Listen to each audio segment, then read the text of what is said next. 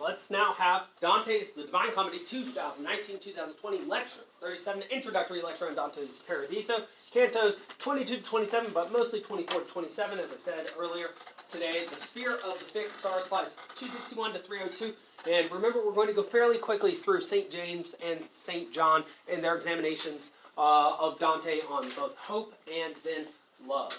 All right. Now, recall where we ended yesterday. It was the case that St. Peter was quizzing Dante on faith and what his particular faith was. And Dante had given a definition of faith, which I'll go back and show you very quickly, which was faith is the substance of things hoped for and the argument for what is not seen. And so Dante then says that his evidence for this comes from the Old and the New Testament, from the Bible, and particularly what in the Bible? Well, the miracles in the Bible. Certain miracles are said to occur, certain prophecies occur, interpretations of dreams, certain things like in the New Testament, Jesus walking on water, and then, of course, being resurrected from the dead, certain miraculous things that do not happen during everyday life. And so Dante uses that as evidence for why he has faith. How could these things, which he does not understand, happen if there were not something beyond his comprehension?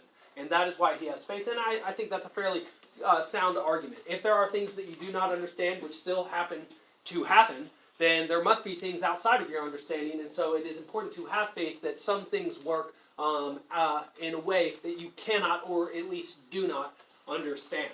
After the souls in the fixed stars hear this, they sing a Te Deum Laudamus, not the first time that we've heard that. We praise you, O God, or we praise God in the highest. And then Peter brings Dante to the highest branches of this tree. And remember, again, we're going to see lots of garden and floral metaphors coming up here. Tree metaphors, rose metaphors, plant metaphors, garden metaphors. In any case. Now, not only does Peter quiz Dante on what the definition of faith is and what his proof is for believing what he does, he actually asks him for a testament of faith as well. And Dante replies, and this is very similar to how do I say this? This is similar to sort of a Pater Noster. And so he says, I believe in one God who moves all the heavens with love and desire and is himself unmoved, which is itself a very strange perception of what a God is. It suggests that God is love and desire, something that draws humans to itself through their desires, but also, very curiously, if you look at the end of this statement, is himself unmoved. Well, where does that language come from, unmoved? Well, it comes from Aristotle's idea of God, which is as the unmoved mover, the fixed point at the center of the universe that draws all things back towards itself. And so Dante is not simply giving a Christian or a Catholic statement of faith here, but also he is including pagan elements in it as well, just as he has been doing throughout the entirety of this poem. Again, joining that which is Greco-Roman to that which is definitively Catholic. All right, good. And so recall that Dante believes in three eternal persons, one essence, one unity, a trinity, which is both singular and plural. That's part of the paradox of what is called the Trinity, or the tripartite and yet unified God of the medieval Florentine Catholics that Dante was a member of. All right, Peter then accepts this definition in this testament of faith, flies 3 times around Dante's head, returns to circle or orbit the Virgin Mary, and we move on to St. James. Now, we're not going to have the entire examination by John and James here, and most scholars don't even really include the fixed stars in their lectures, so I'm going to go fairly quickly here. First, I'll say a couple things about James, and then I'll read a couple quotes from James, and then tell you about 2 of the major issues that he was involved in his day. So St. James, he was the brother of the Apostle John, traditionally, and that's the one that we're about to meet. He famously wrote an epistle called the Epistle of James, which I believe is actually the last letter in the New Testament, the last work in the Bible. And this is a quote from it on hope. Be patient then, brothers and sisters, until the Lord's coming. See how the farmer waits for the land to yield its valuable crop, patiently waiting for the autumn and spring rains. You too, be patient and stand firm, because the Lord's coming is near. Don't grumble against one another, brothers and sisters, or you will be judged the judge is standing at the door. And so the idea behind that is you have to have hope that the thing that you've been waiting for is going to come. And very famously, St. James also takes a position on the traditional faith versus acts debate. A very famous debate throughout the history of all Christianity, and especially between Catholics and Protestants and differing groups of Protestants, is what justifies you in the eyes of the divine, of God? Is it your faith? Or is it your actions? Do you just have to believe something? Or do you have to demonstrate your belief in something? And actually, St. James kind of comes down in the middle on that. He says, what good is it, my brothers and sisters, if someone claims to have faith, but has no deeds? Can such faith save them? Suppose a brother or a sister is without clothes and daily food. If one of you says to them, go in peace, keep warm and well fed, but does nothing about their physical needs, what good is it? In the same way, faith by itself, if not accompanied by action, is dead. So I think he makes a pretty good point there. Continuing, was not our father Abraham considered righteous for what he did when he offered his son Isaac on the altar? You see that his faith and his actions were working together. And his faith was made complete by what he did. And the scripture was fulfilled and says, Abraham believed God and it was credited to him as righteousness, and he was called God's friend. All right. Last quote. You see that a person is considered righteous by what they do, and not by faith alone. In the same way, was not even Rahab the prostitute considered righteous for what she did when she gave lodging to the spies and sent them off in a different direction? As the body without the spirit is dead, so faith without deeds is dead. All right, and so we can see that what St. James seems to believe here is that you can't simply have faith alone or deeds alone, that you represent, that you embody your faith in your deeds. So if a poor person comes up to you who is hungry and cold, it is not appropriate, as he said, just to say, go be faithful, blessed be you, I hope that warmth comes to you. He more suggests that a more appropriate action would be to find some lodging for that person, get them some food, and help them to actually be warm and well fed. Sort of like how the Phaeacians take in Odysseus when Nausicaa gives him a bath and clothing when he is when he is dirty and without clothes, when she first meets him. In any case, yes. So for this St. James, he says that your faith is shown by your deeds. He uses Rahab, who we recall from the sphere of Venus, and the first person sent in or led into heaven by Jesus from the sphere of Venus. And, let's keep moving. Let's see. Okay, I'll just read this to you because this is a statement about the future that's actually good for Dante. So the last time we heard about the future for him, we heard from Cacciaquina that he's going to be exiled. That's a bummer. However, St. James does say something in lines 25, or Canto 25, 1 to 10, that should cause Dante some hope. If it ever happens that the sacred poem to which both heaven and earth have set their hands, this is Dante speaking, so that it has made me thin for many a year, should overcome the cruelty which shuts me out from that lovely fold where I slept a lamb, that's Florence, the enemy of wolves who war against it, with a different voice now and with different fleece, I shall come back poet, and at the font of my baptism I shall put on my wreath. All right, very good. Dante calls himself a lamb. A lamb is something which is sacrificed, so he will be a sacrifice for his homeland of Florence to try and expel the wolves that would eat lambs like him. And he intends to become a poet who will inscribe the story of his people, an honest story of his people, and so that it will live on long beyond his death. All right, let's see. Okay, and the last thing I want you to know about James, who tests Dante on hope, is Dante's definition of hope that he gives to St. James. St. James asks him, what is hope? Where does it come from? How is hope a garland? And Dante responds, hope is a certain expectation of future glory. So it sounds a little bit like faith, but remember that hope was part of the definition of faith. Faith is the substance of things hoped for, an argument for things which are not seen, just as hope is a certain expectation of future glory. All right, interesting, weird.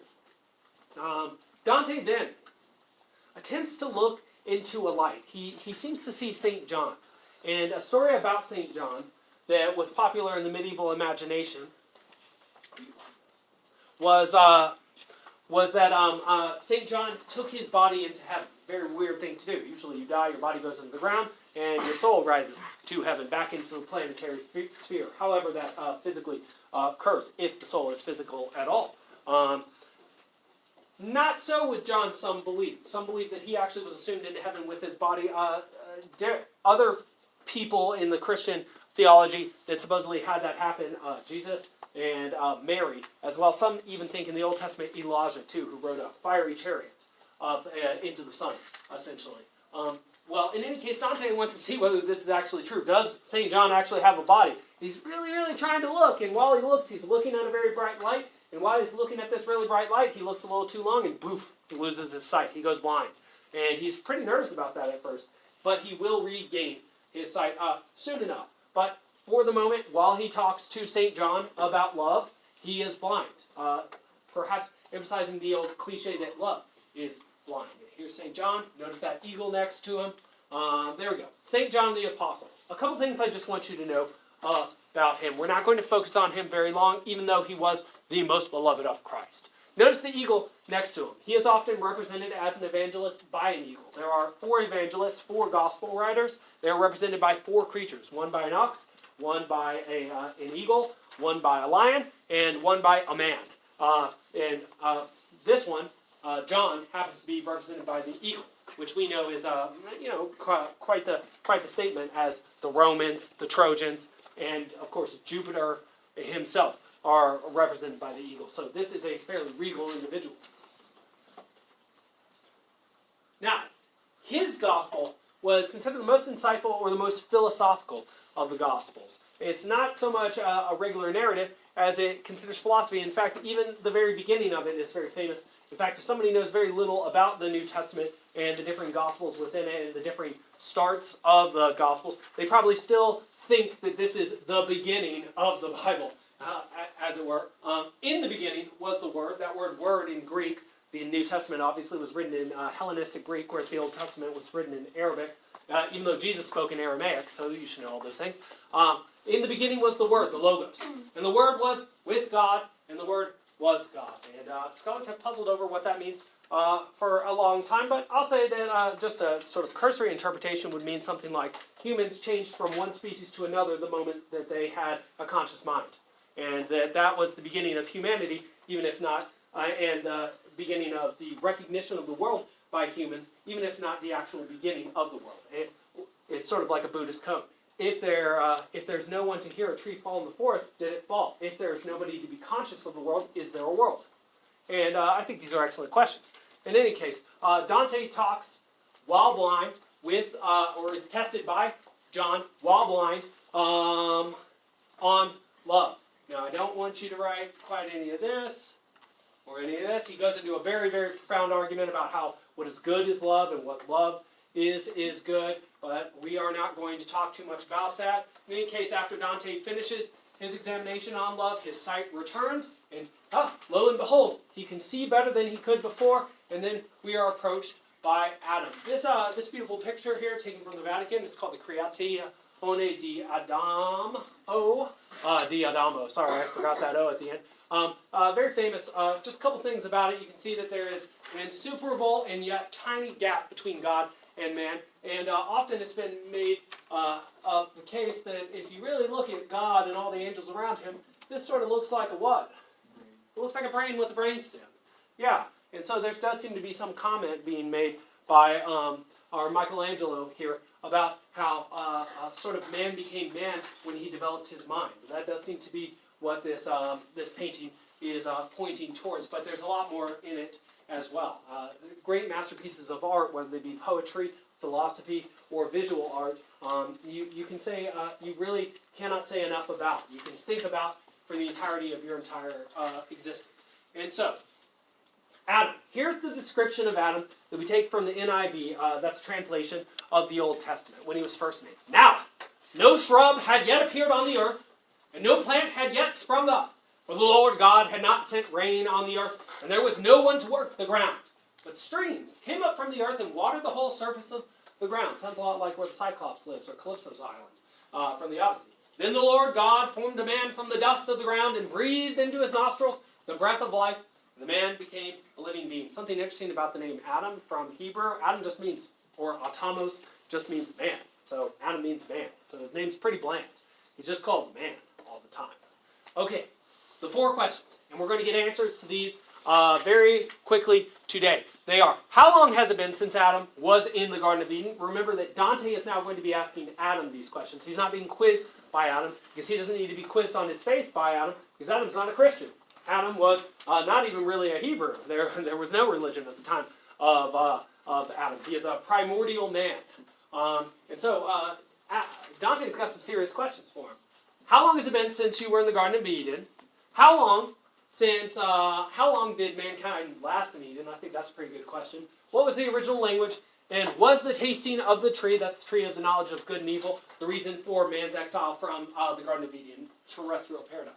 Adam then reads Dante's mind, which we've seen over and over again in these last few cantos, like a mirror reflecting. All right, question 1. How long since you were in Eden, and how long did you last? So I actually have the answer to a couple of these. So first and foremost, Adam spent 930 years on Earth, meaning that he lived to be 930, ripe old age of 930, which means he lived quite a bit of time. There are lots of theories about how to read the Old Testament, but 2 theories that I think are very interesting is, one is this: the characters who existed closer to God lived longer. And so you see Noah lives quite a bit, quite a few years. Adam lives quite a few years as well. If you ever read the Old Testament, they don't live a normal amount of time.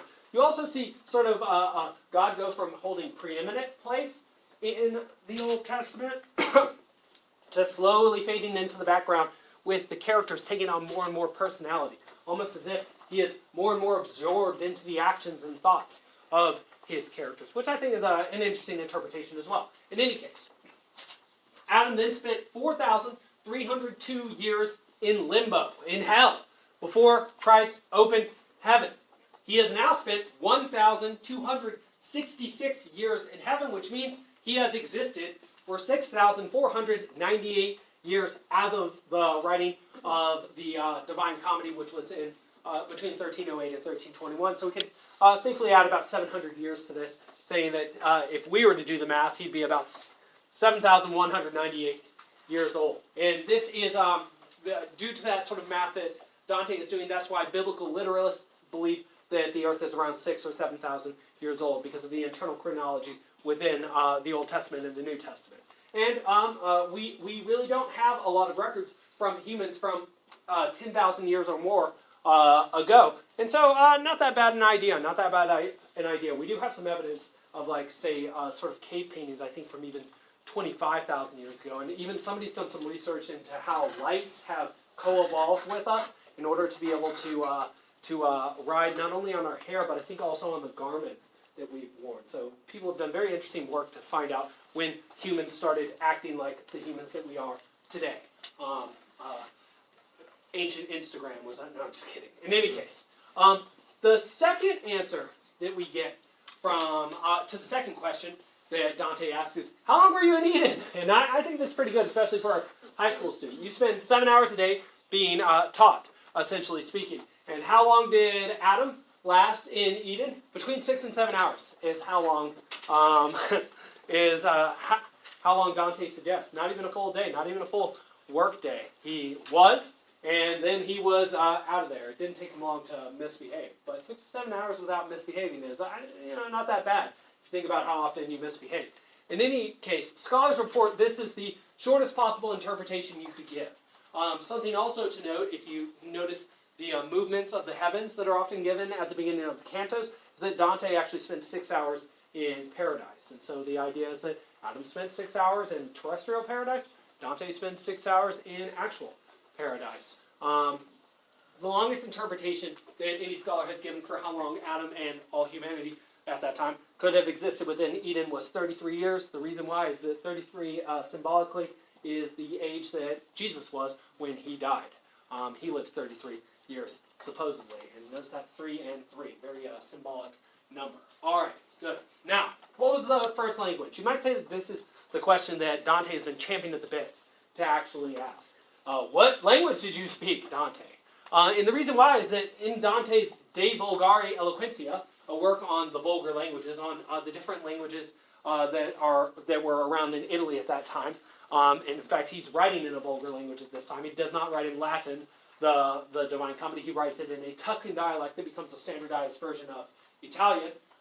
In the Vulgari Eloquentia, he believed that Adam must have originally spoken in Hebrew. Well, a justifiable assumption. The Old Testament is written in Hebrew, and it is sort of a sacred language, and they do a lot of numerology with it. Sure, it makes sense. That said, he diverges from this perspective in the Divine Comedy. He no longer holds this view. He has Adam here say, "The language I spoke had fallen into disuse before the work that could not be completed was ever attempted by Nimrod's people." Okay, so recall the story of Nimrod, the giant that we saw down in the Inferno, who tried to create a tower called the Tower of Babel, from which we get the term "you're babbling," or babbling. And he was attempting to join earth and heaven with a giant man-made tower. And because of this, God became angry and scattered the people of the earth and brought about confusion between them. This is the mythological reason for why there are differing languages that exist. Well, Adam says, even before that happened, my language had already faded. And so you don't know my language, and you'll never know my language. And so, sorry. I speculate that his language was the language of truth, just because in lines 130 to 132 in Canto 26, he says that man should speak as a natural phenomenon. We naturally speak. But whether this way or that, nature allows you to work it out as seems best to you. And I think that often means something like you can choose whether to lie or to tell the truth.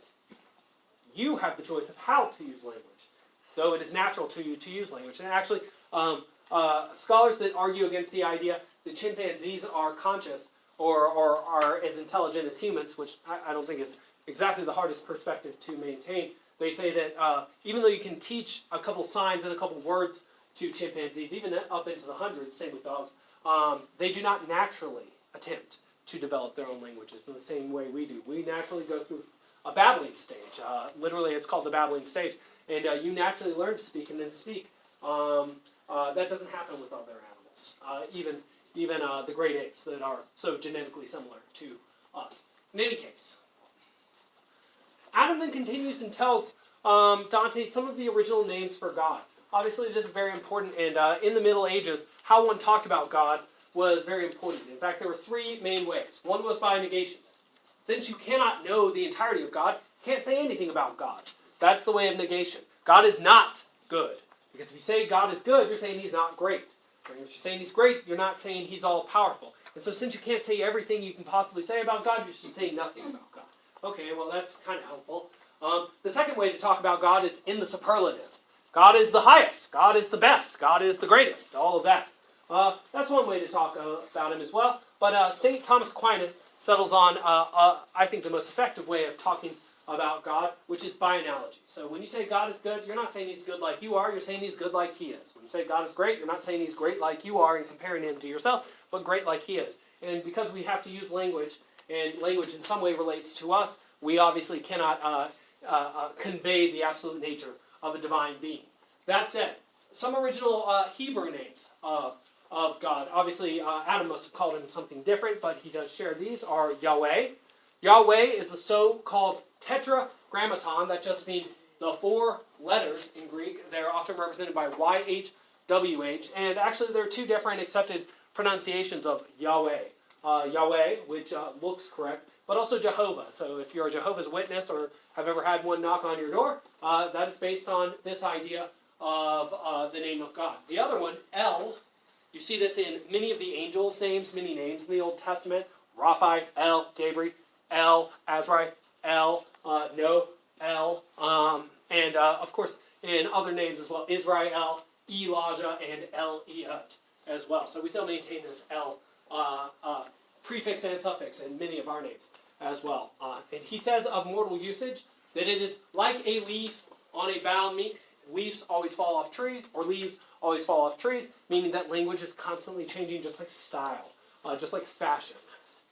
I make a connection between that and what Diomedes says, or what Glaucus says to Diomedes, where he talks about the generations of men being just like leaves. I guess I can read it very quickly. High-hearted son of Tydeus, why ask me about my birth? Remember this from Book 6 of the Iliad. Like the generations of leaves, the lives of mortal men. Now the wind scatters the old leaves across the earth. Now the living timber bursts with new buds, and spring comes around again, and so with new men. As one generation comes to life, another dies away. Same with languages, and that's certainly true. Now, Adam's final answer. Why did you get expelled from Eden? This is perhaps the most dissatisfying answer that he gives. You expect, I would expect, if I were you, sort of a big reason, and yet he gives a very simple reason. He says, now my son, the tasting of the tree was not in itself the reason for our exile, but only the act of going beyond the bounds. So what he's saying here is that God was in no way injured, nor even technically angered by the action of men. But it's sort of a geometric explanation based on what we've seen in Jupiter. There were bounds that were set, the bounds were trespassed upon, and then a punishment was given. And that's simply the order of the universe. It was simply because man trespassed on the order of the universe and had to receive his necessary punishment that he was expelled. And I would say that that is a good way, especially as a young person, to look at being disciplined. You break the rules, you get a punishment. That shows that the system you are a part of is just, not unjust, though you may feel fairly put upon because of your decision that brought that punishment upon you. But you should know that in a just system, it is certainly your choices that get you punished, not nothing that gets you punished. So be thinking about that. So Adam was expelled due to breaking the rules, not because of his learning about the nature of good and evil, according to Dante. I think there's a lot to think about there and a lot to be said. But that is what Dante says, and we have to keep moving. All right, Peter, Canto 27. Peter gets rather upset. In fact, it says that, I might have the quote up here. Unfortunately, I don't. It says that things started to get red again, just like we had that beautiful simile that said, just like a lady who has blushed, then again becomes pale, so did Mars transition into Jupiter, so here does that blush come back. And so Peter then denounces the church, and we will later in Cantos 27 enter into the primum mobile, also called the crystalline heaven, another dual-named sphere. Peter changes from silver to red, just like the opposite of what happened when Jupiter took over from Mars. And, okay, so why is he so upset? Why is he turning red? His anger is from the current pope. The current pope is Pope Boniface VIII. We've talked about him quite a bit. He says of Pope Boniface VIII that he has made of my burial place a sewer for blood and filth. That's pretty strong. I'll repeat that. He has made of my burial place a sewer for blood and filth. That is, of course, the Vatican. That's where Peter's bones are. That is supposed to be the holiest place on earth, besides perhaps Jerusalem. And, a sewer or blood and filth sounds like quite the opposite. It would even be a delight for Lucifer to be down there, so the devil could live there rather than, say, representative of Jesus. That's the opposite of what it's supposed to be like. And so all things are inverted on earth, like in hell, including justice. It's almost as if what he is suggesting is that earth has become, because of the choices of man, a living hell. And I would say that is Dante's perspective. The choices of man determine whether earth is more like a purgatory or a hell. In any case, specific issues. The spouse of Christ, that's the church, was not brought up upon my blood and that of Linus and Cletus, these are also martyrs, so that she might be used for making money, the crime of simony. You know that is what Pope Boniface is going to be punished for down in the Inferno. Again, the church has aims which transcend making money. What is such an aim? Perhaps binding people together by genuine moral effort.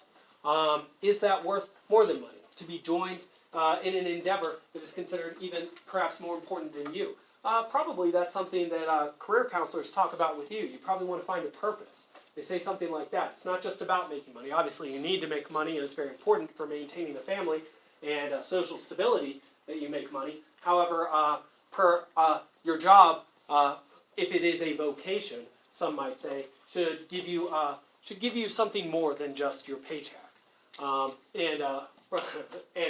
stress and eventually heart disease. There should be something that makes it worth it. In any case, interestingly, trust as a commodity does lead to wealth in a nation. So a moral nation is a rich nation. Economically speaking, you can read a book on this if you'd like to. It's called Trust by Francis Fukuyama. We then get a list of 4 popes who were martyred, not making money off of their position. They were Sixtus, Pius, Calixtus, and Urban. Make sure you know those names. All right, issue 2. Not only has the church been corrupted by the simony of the current leadership, Pope, factionalism is an issue. It was not our intention that one party should sit upon the right hand of our successor while the rest of Christendom sat upon the other. Now, I told you before lecture started that this issue within the Catholic Church is an issue that the Founding Fathers in the Federalist Papers also perceived as potentially harming the American nation. They thought too, factionalism, if we had a party system, sort of like how we do now, and it became a 2-party system, sort of like how it is now, that would effectively divide the nation into two factions. They would then come to war with each other, sort of like the Guelphs and the Ghibellines, or the white Guelphs and the black Guelphs. Make sure you're right. Please. And so this issue of factionalism is an issue that is both secular and sacred, regardless of whether it is a church issue or a civil issue. When one large unity becomes 2 fairly large unities, often those 2 unities, what with each other, of course? Collide, argue, fight, right? And so Dante, or rather Peter's idea here is that people should be far more like St. Boniface and St. Thomas Aquinas in heaven.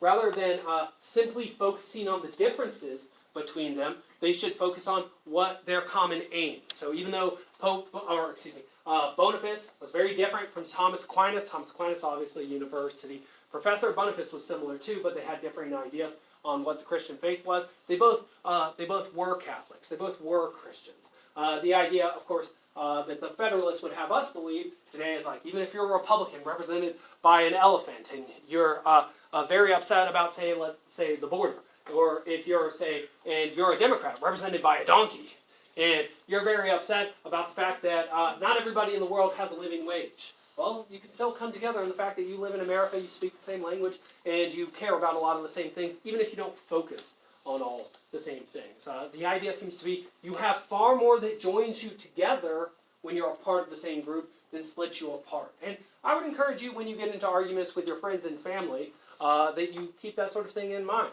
The thing you're arguing about is probably a very small part of your life and of your relationship. And so don't just focus on those tiny little differences. Focus on what joins you together. And that is the idea that Peter has here.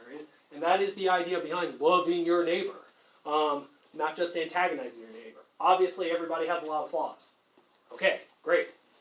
We got to move on from there. All right, good. Okay, so he then finishes, and we're going to finish this very quickly, by saying the church should not be used as a symbol to call for war. There should not be crusades. It should not be the case that a symbol of peace on the world, Christianity, where a man literally dies for other people, is then used to join people together to die for it. I don't even know how to put that quite right. Blood should not be spilled either between other Christians, or Christians and Christians, or even to get this promised land. Seems to be the idea of Peter. It's a very, very anti-war sort of perspective. And remember that Dante himself had been a fighter, had been a warrior. He fought in the Battle of Campaldino in 1289. And so he has Peter come down very viciously against using the church to call together people in order to engage in war, which is, I'd say, a very progressive idea for his time. It should not also be a symbol for corrupt privileges. That's simony/indulgences. You shouldn't be nepotistically giving your family good positions, good cushy jobs within the church. And, well, that's what he says. Peter ends by telling Dante to reveal to us what he has learned. And so he has. All right. As I said, this lecture was going to be a little shorter than yesterday. It was.